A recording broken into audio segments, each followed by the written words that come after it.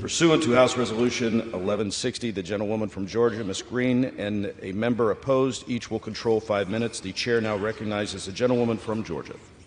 Thank you, Mr. Speaker. My amendment today would drive the bill for Ukraine, take each dollar amount in this act is hereby reduced to zero. You see, the United States taxpayer has already sent $113 billion to Ukraine, and a lot of that money is unaccounted for.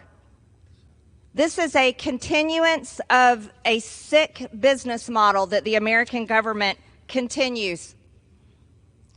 The federal government continues to fund the military-industrial complex, and this is a business model that requires Congress to continue to vote for money, to continue to fund foreign wars, and this is a business model the American people do not support.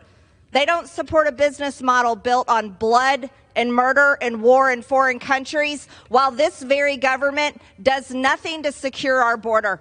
The American people are over $34 trillion in debt, and the debt is rising by over $40 billion every single night while we all sleep.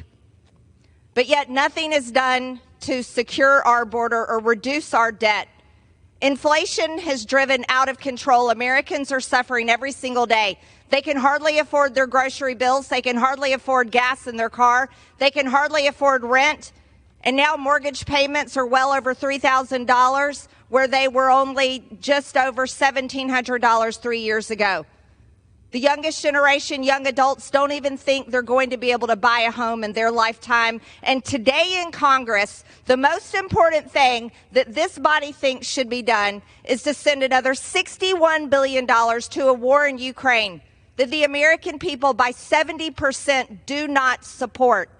Mind you, this comes on the very heels of Monday being April 15th, tax day, where every single American had to scrounge up their money and send their dollars in to the IRS. Or some of them had to file extensions because they weren't ready and didn't have the money to pay their taxes. But today, this body says the most important thing we can do, is not reduce spending. That's not it. Not to do anything to drive down inflation. Oh, no, we can't do that for the American people. It's not to secure our own border that is invaded every single day, by people from over 160 different countries. No, don't secure the American border. Let everyone in. We have over 1.8 million known gotaways. We don't know who these people are. And yet you have members of this body talking big and tough about, we have to defeat Russia. We have to protect Ukraine. But yet all of you are unwilling to protect the American citizens that pay your paycheck, pay the light bills in this building, and pay for this entire federal government.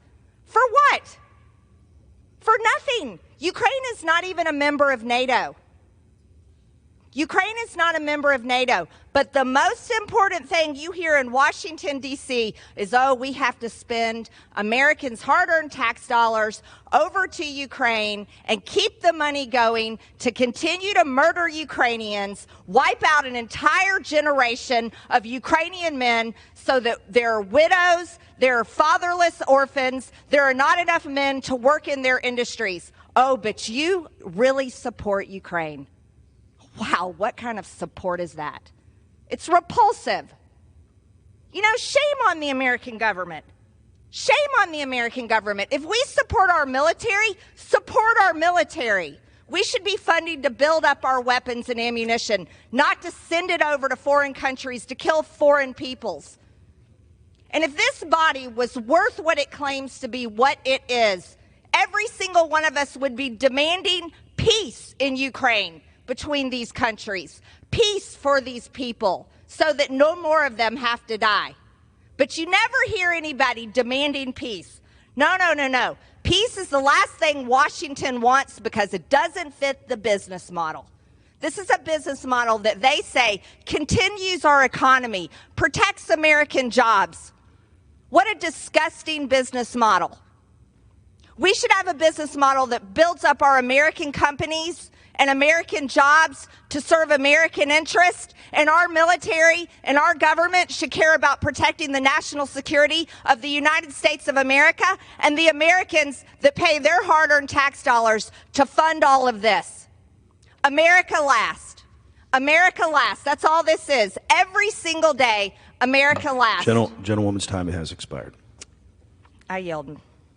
Gentlewoman yields. For what purpose does the gentlewoman from Connecticut seek recognition? Mr. Chair, I rise in opposition to this amendment, strong opposition to this amendment, which would eviscerate Gentlewoman is recognized for the bill. 5 minutes. Thank you. In the post-World War II construct, the United States is the witness to the world on the values of democracy and freedom. These values have provided the United States of America with strong allies across the globe. It has helped our partners in Europe and NATO to support Ukraine against Vladimir Putin's unjust war. If we do not provide munitions, Ukraine will fall and Putin will be emboldened.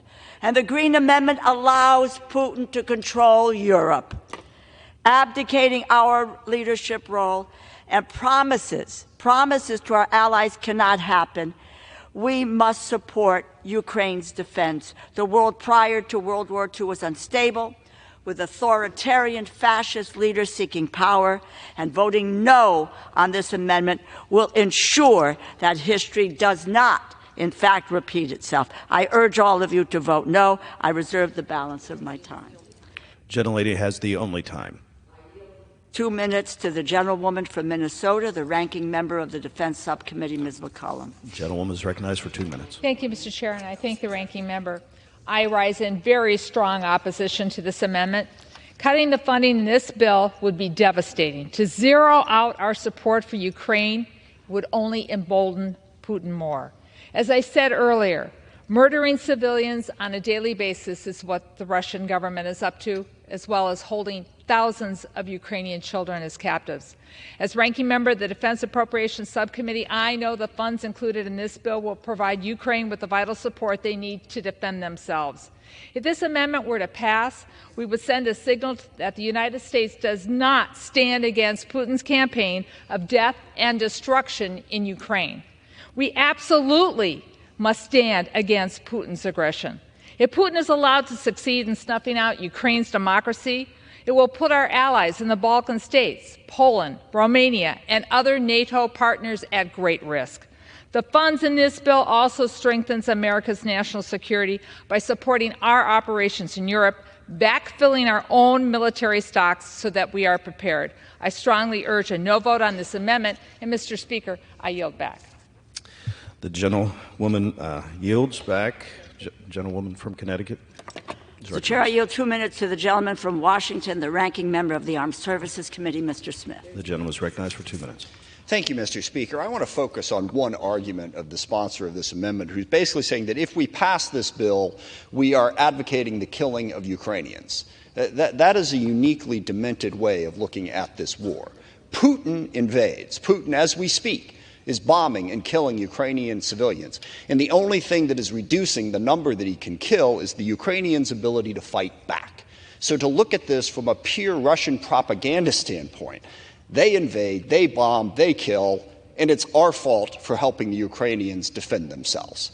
That is the argument here against supporting Ukraine, and it literally makes no sense. If you want peace, give the Ukrainians the strength to stop Putin. He is the one that will not come to the bargaining table right now because he thinks he's winning. He thinks he can go all the way to Kyiv. He thinks he can take the whole country. If we give the Ukrainians the ability to stop him, that forces him to the table. It makes no sense to say that giving the Ukrainians the ability to defend themselves is what's killing them, when it is very clearly the Russians that are killing them.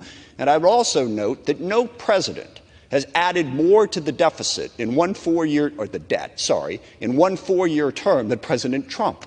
And I didn't hear a single Republican complaining about the debt or the deficit during that period of time. The Ukrainians need our help to bring peace, to stop Putin, to stop what he is trying to do. Also, to Ms. McCollum's point, this also helps our industrial base.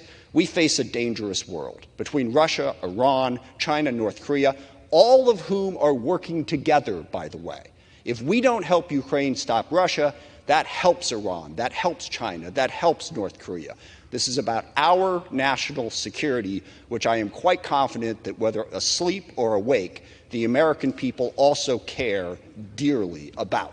Please defeat this amendment and support Ukraine and support United States national security interests. Thank you. I yield back. Gentleman yields. Gentlewoman from Connecticut is recognized. Speaker, I yield back. Gentlewoman yields back. The question is on the amendment offered by the gentlewoman from Georgia. Those in favor say aye. Those opposed say no. In the opinion of the chair, the noes have it. The amendment is not. Mr. Speaker, For what purpose does the gentlewoman from Georgia seek I recognition? ask for the yeas and nays. The gentlewoman asked for a Recorded vote. Pursuant to Clause 6 of Rule 18, further proceedings on the amendment offered by the gentlewoman from Georgia will be postponed.